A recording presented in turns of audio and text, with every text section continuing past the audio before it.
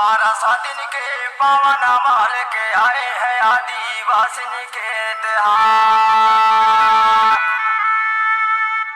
12 दिन के पावन माल के आए हैं आदिवासिनी के त्योहार। अरे आए हैं आदिवासिनी के त्योहार। जागो जागो मोल निवासी चारों मुड़ा हो जिया।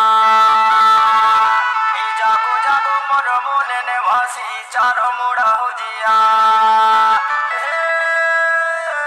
तबै मिलाही गा तबै मिलाही तबै मिलाही रे तबै मिलाही जरानी हर के नाचो तबै मिलाही जरानी हर के नाचो तबै मिलाही तबै मिलाही गा तबै मिलाही तबै मिलाही रे तबै मिलाही जरानी हर के नाचो तबै मिलाही जरानी हर के नाचो तबै मिलाही जरानी हर के नाचो तबै मिलाही।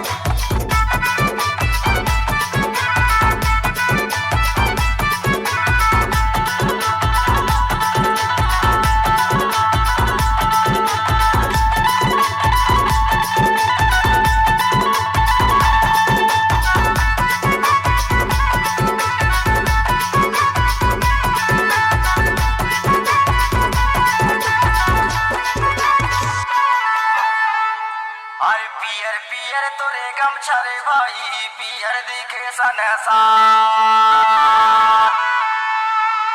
अरे पियर पियर तोरे गमछा रे भाई पियर दिखे सनसा।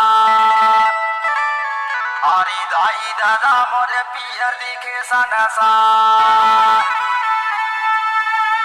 ए धन धन मोरे बड़ा रे देवता कर देना उपकार।